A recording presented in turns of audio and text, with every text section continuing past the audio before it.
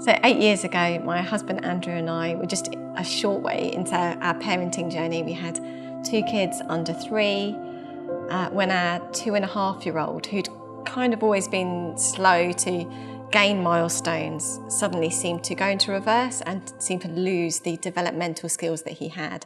Social skills, play skills, verbal skills all seemed to go into reverse. And at probably the same summer, our 1-year-old Anna started to have seizures and was diagnosed with epilepsy. And only for her to kind of get to 2.5 and for the same thing to happen to her, that her development went into reverse, only more severely than Zeke's. And she lost all of her language and her play skills and her social skills. And at that point, both children were very withdrawn, very anxious, very much in their own worlds. Yeah, it was a really, really tough time. And I remember at that point, we realised we had 2 children who'd experienced regression, but were also going to be left with a significant level of special needs for the rest of their lives, really. And kind of at that time, there was this quote being bandied around on Twitter, Charles Spurgeon, saying, "I've learned to kiss the wave that throws me on the rock of ages." And I remember reading it and thinking, good for you, you've learned to kiss that wave. I will never learn to kiss this wave. I will never learn to kiss the wave of regression. Those early days, in terms of faith, were really a fog of lament and grief and confusion about what God was doing and how this could be his plan, how it could be a good plan. And we knew that God had given us an anchor.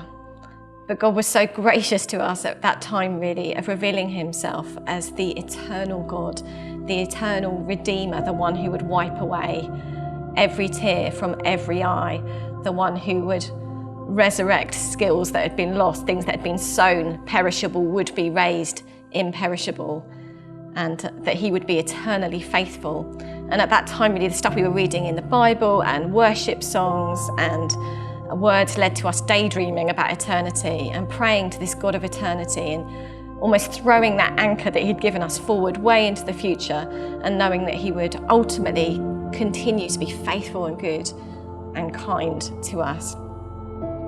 And now kind of we're a few years on, Zeke's now 11, Anna's 9, and we now have another child called Sam who's 3.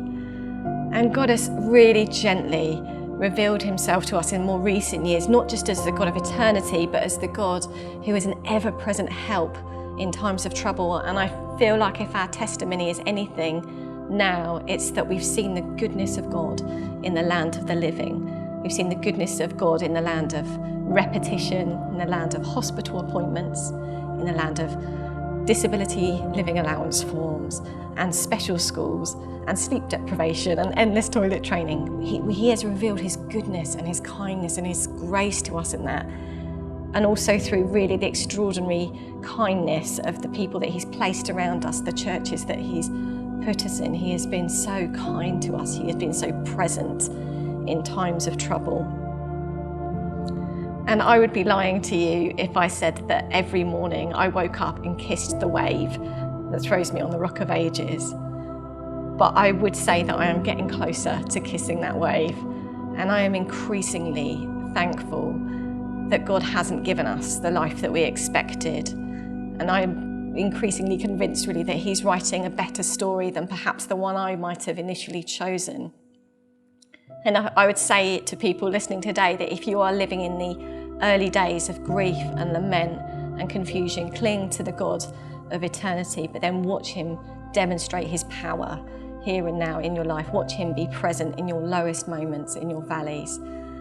And just to continue to reveal himself to you. God has been so faithful to us, and he really has shown us the goodness of God in the land of the living.